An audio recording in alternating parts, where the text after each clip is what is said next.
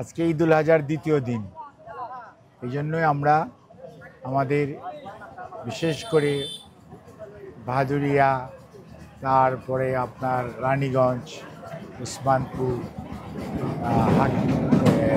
গোরাঘাট, তারপরে ডুগডুগির বাজার, তারপরে আপনার হাকিমপুর, আপনার বোয়ালদার, আলিয়ারহাট, সাতনি, এই সমস্ত জায়গায় আমরা আমাদের নেতাকর্মী সহ সাধারণ মানুষের সাথে ঈদের শুভেচ্ছা বিনিময়ের আজকে কর্মসূচি ছিল এবং এটা অব্যাহত থাকবে।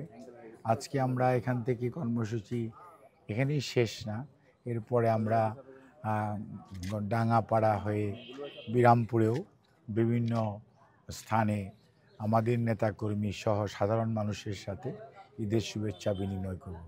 এটি ছিল আজকের আমাদের কর্মসূচি বা আমার কর্মসূচি। আর আপনি যে প্রশ্নটি করেছেন সেটি আমাদের এই প্রশ্নের উত্তর আমাদের দলের স্থায়ী কমিটির পক্ষ থেকে ভারপ্রাপ্ত চেয়ারম্যান জনাব তারেক রহমানের নেতৃত্বে সভাপতিত্বে সিদ্ধান্ত হয়েছে।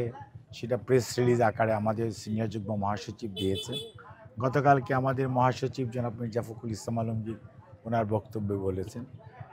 আমাদের বা আমার বক্তব্য অত্যন্ত এটার সাথে কোনো ভিন্ন মত নাই।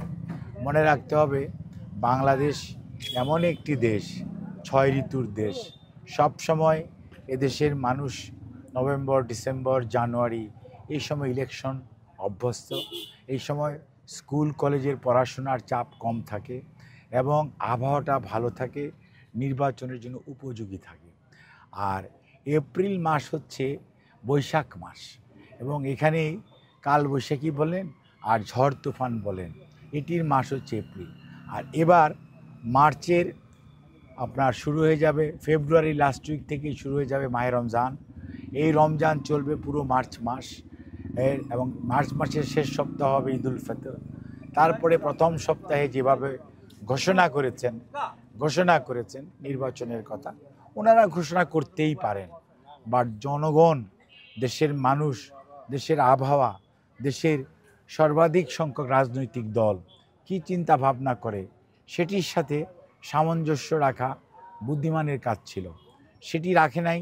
আমার মনে হয় এখানে ওনাদের চিন্তার অবকাশ আছে এবং সুচিন্তিতভাবে ওনারা ভোট তো মানুষ দিবে, মানুষের ভোটাধিকার প্রয়োগ করার সুযোগ যদি সৃষ্টি করা যায় এবং সেটা যদি একটা সুন্দর সময়ে নির্ধারণ করা যায়, তাহলে বেশি সংখ্যক মানুষ নির্বাচনে অংশগ্রহণ করতে পারবে।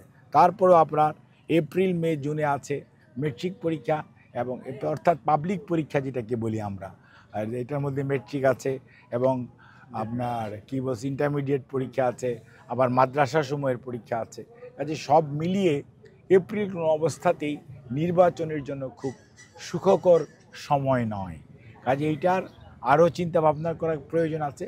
শুধুমাত্র গোয়ার তুমি করে অথবা মানুষের উপর চাপিয়ে দেওয়ার চেষ্টা, কর্তৃত্ববাদিতা, এগুলো কোনো অবস্থাতেই অতীত বলে বাংলাদেশের মানুষ ভালোভাবে নেয়নি। কাজে আমি মনে করি এখনও সময় আছে।